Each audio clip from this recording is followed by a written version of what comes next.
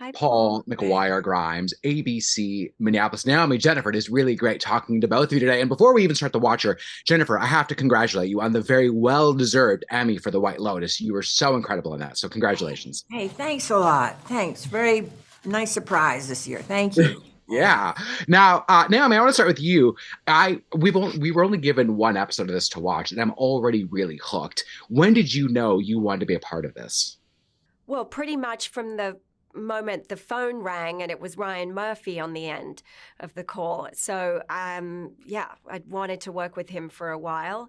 And of course, I went and I read the article and saw that it was wildly compelling and super juicy. And I knew that this would be fantastic storytelling to live in the shoes of these people who were clutching onto this dream and finally had it in reach. And yeah, like just to imagine yourself in that situation is scary.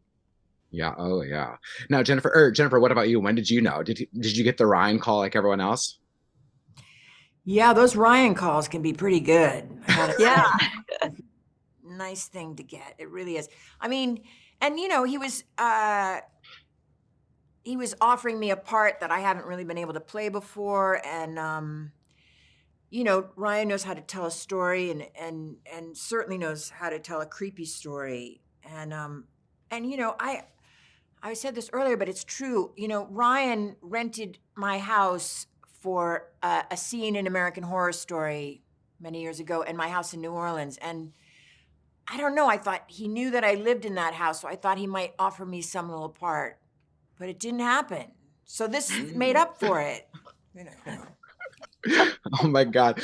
Now, Jennifer, when I interviewed you for Single All the Way, you talked about throwing a really good Halloween party. So I'm curious, this is set in a house. This is Halloween time right now. What is the key to throwing a Halloween party? Um, Mystery. I just don't, I think it's good sometimes if people don't know what they're walking into. Ooh. I love that so much. That's so perfect coming from you.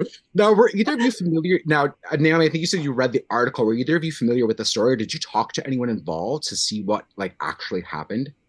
No, we just went with the scripts. It was based on that story, and just trusted the material at hand. But I certainly, used my imagination and found myself getting all twisted up with how I would cope with that kind of story.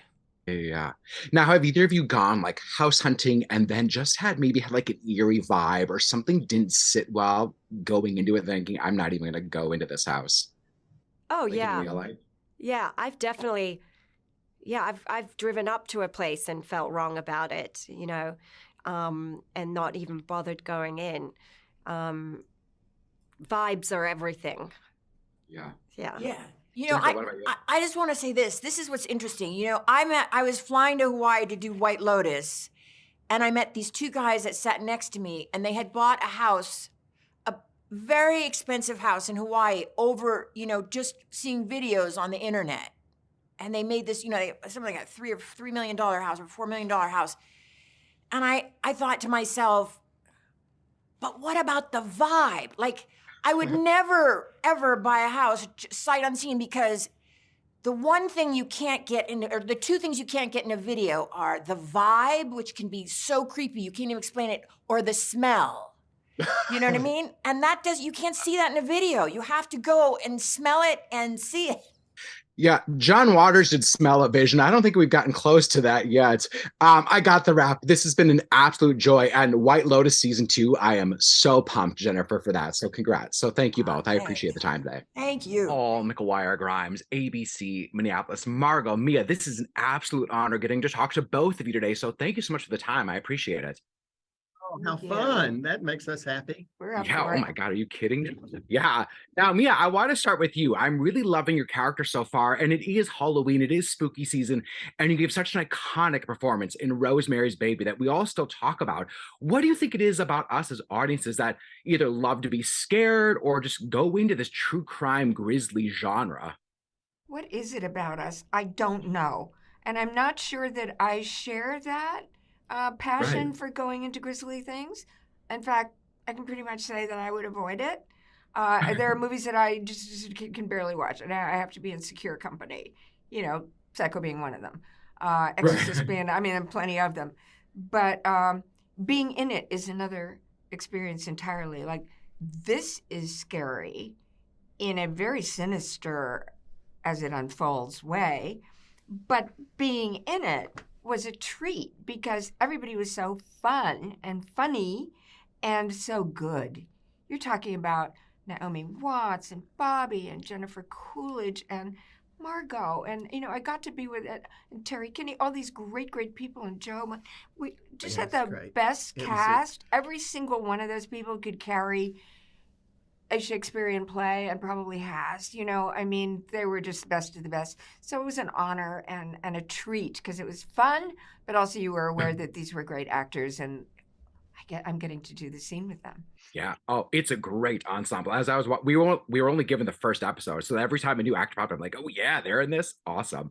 Now, Margot, I was like, I'm hooked. Like, I'm curious to know more about the story just after watching this first episode. When did you know that you wanted to be a part of it? Where you did you know after reading the first script? Did Ryan just have a conversation with you?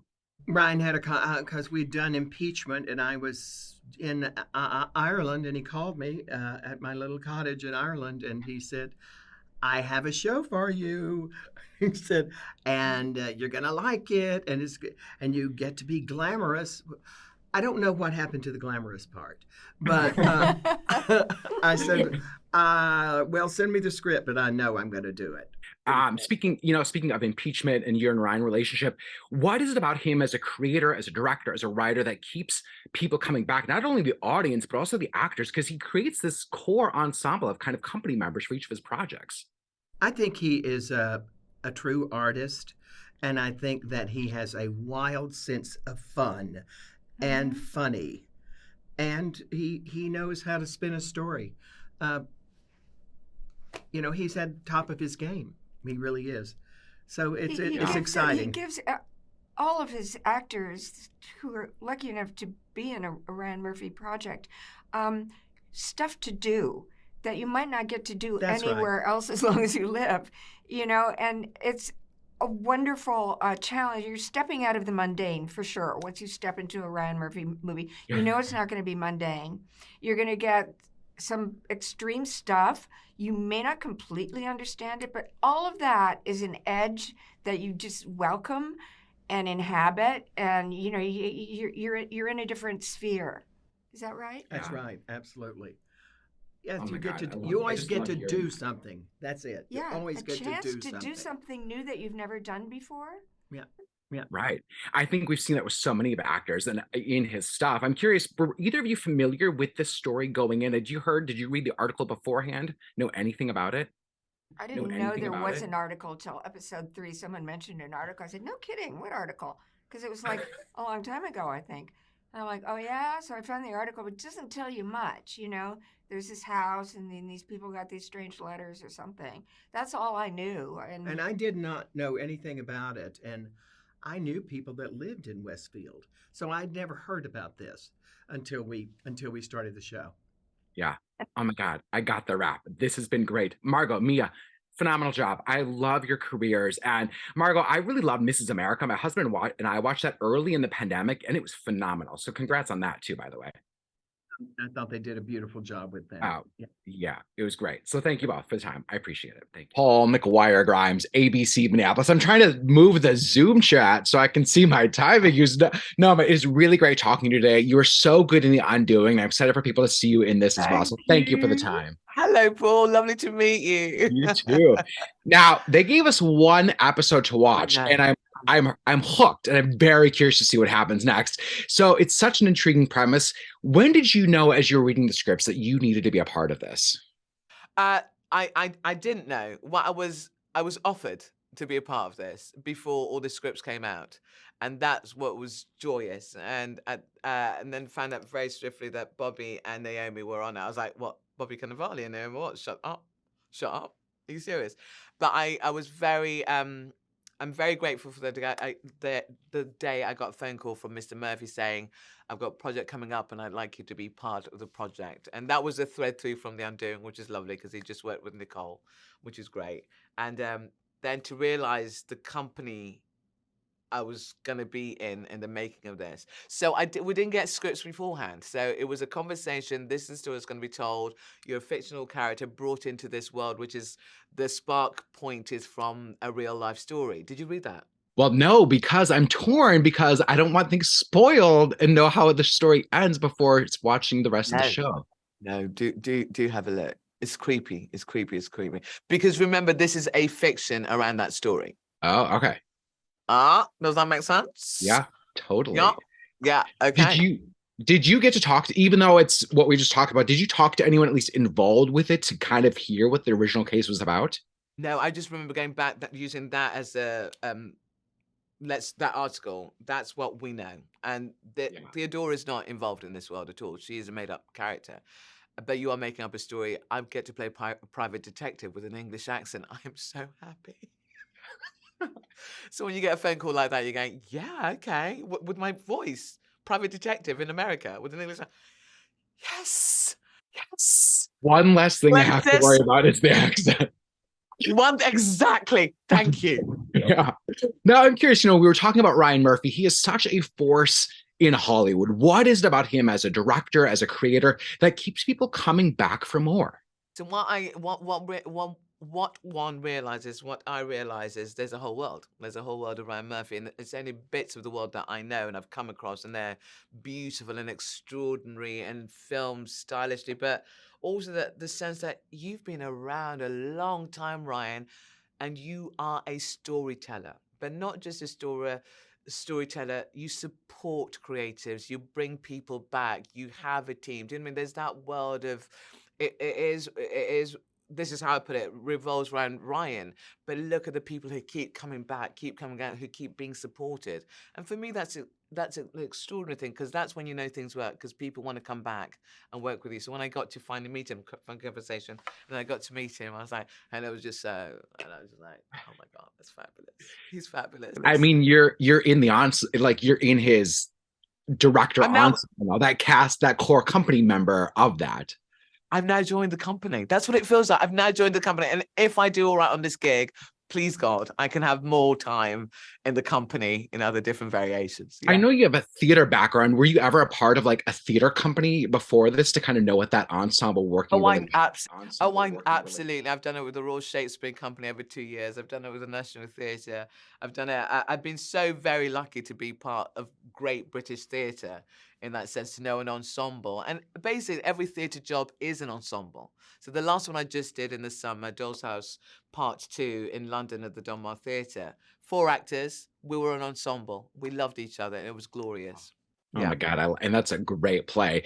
Now, are you someone that likes to be scared? Why do you think we love going to scary movies, loving the true crime podcast? No. But you're talking about, I was saying to be scared in life and be challenged. No. No, you're talking about horror story scaring and screaming. So when the trailer for this came out, I could feel it, as the script was being read and as we were filming, going, and the shadow passes by, you're going, going. Love all that. And then to actually see the trailer, I'm going, oh no, it is really creepy. And I did say to a friend who'd seen the trailer, I said, I too will be watching like this. I'm not good with that stuff. I'm not good with it. And I'm like, put all the lights on, make sure all the locks are locked, okay? Everything. So yeah. Oh my God, I love it. I got the wrap. Noma, this has been a blast. So thank you for the time today. I appreciate it. Lovely to meet you, darling. Thank you so much for your time, Paul. Thank you.